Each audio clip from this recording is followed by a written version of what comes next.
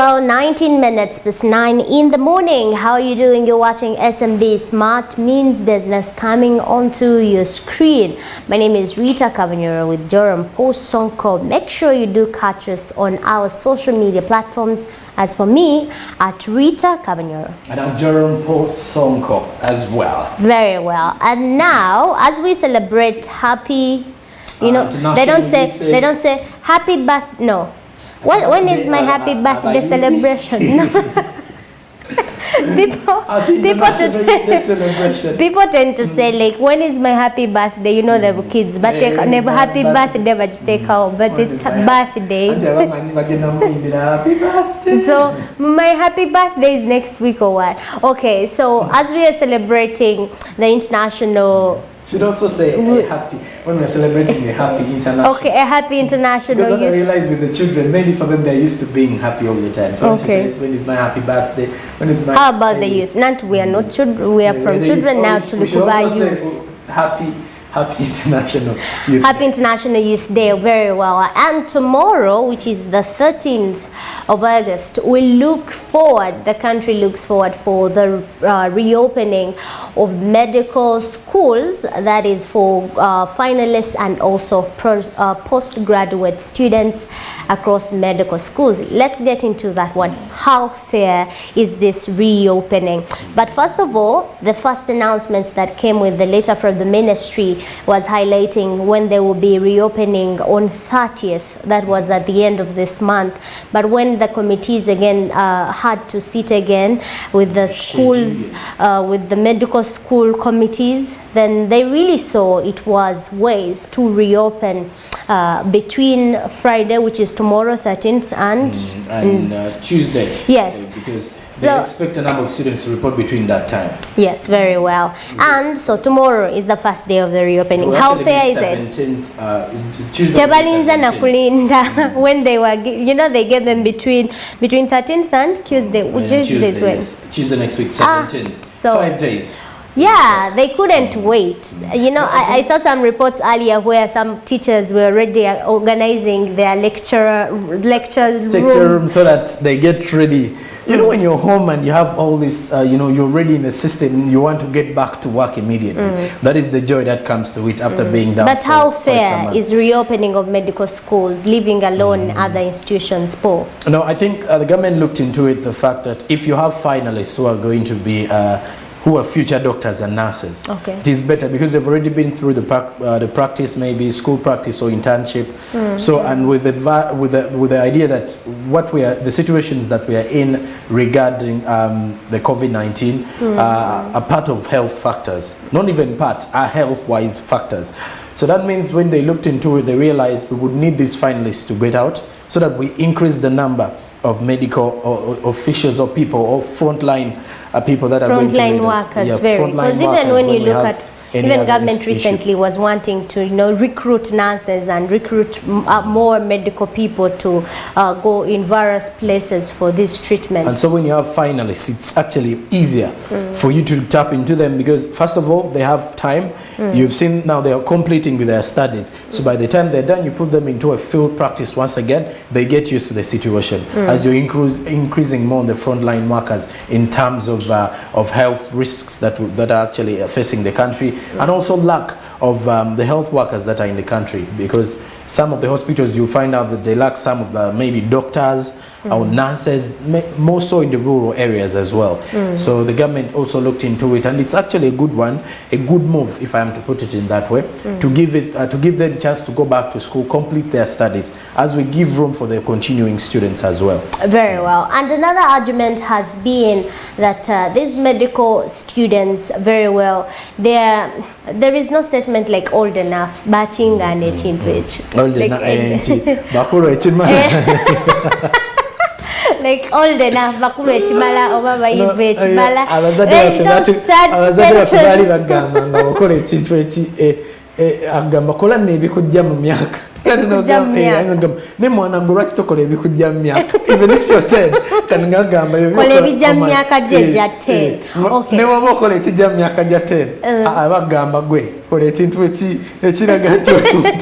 Yes, so for another argument has been that these medical students actually know how to handle the situation. I mean, the fact that they have, you know, gone through already 2 steps of their course or of their training, they know how to social distance, they know how to put on a mask where necessary, you know, where it is also actually, very where necessary. Not all the time actually you have to put on a mask. So they know that to wear it rightly, and they also know on how the spread is. Like there are people who are very on the front line onto handling health issues, they have been trained. At least they have gone through the training. But I was challenged by, I have a friend of mine, a female friend of mine who's in who's at a nursing school in Zambia.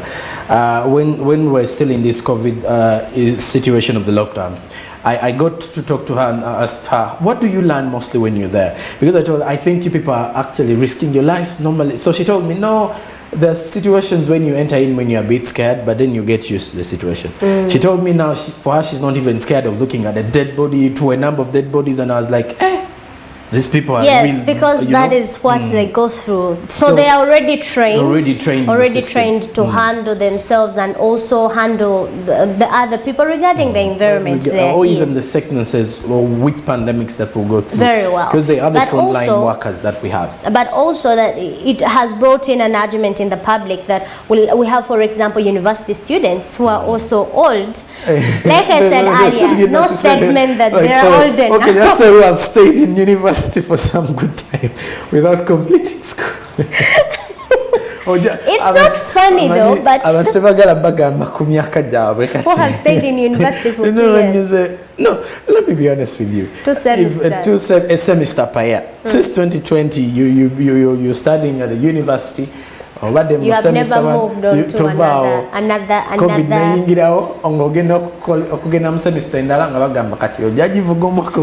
the university students are saying naffe tuli bakulu ekimala tukole ebitujamu mu myaka but tugule very well. They also want, so the universities are also bringing out, tabling the argument that their students actually are also, you know, adults to handle themselves in this particular time. They can social distance. What a nursing student can do, what a medical student can do, a university can, other university students can do, but not pricking someone, not practical things, but embedded observation and implementation of SOPs, can really do very well. And just to remind you as a take from this one, in case you want to know universities or medical institutions we have, the country as for now is still counting on 130 medical schools or medical institutions, private medical institutions, amasomero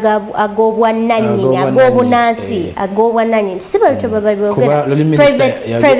private medical schools, amasomero agasomesa ebyobusawo agobwannannyini mu ggwanga gakyayimirire ku 130, while universities that are taking care of that are abasomesa nursing courses, abasomesa ebyobusawo, universities abasomesa ebyobusawo, there are 20 in the country. So just to let you know, those are few statistics that I can actually relay for now. But also when you look at the situation right now, entrepreneurs and innovators are now also wanting to take that as an advantage. Bali muku take our masomero gechi nansi. Am I right? I don't want to speak wrong. Is it yes.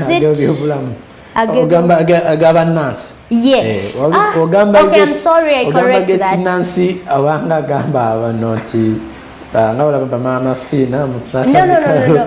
Okay, innovators, entrepreneurs, and really people who are into business right now are also getting opportunities to put to forefront constructions or setting up of medical school, foundation of medical schools, since it is always given priority when it comes to the education sector.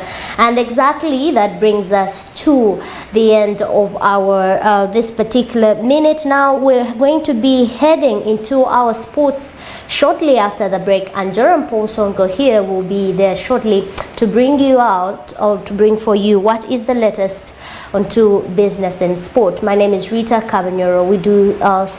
We do return after the break. Good morning.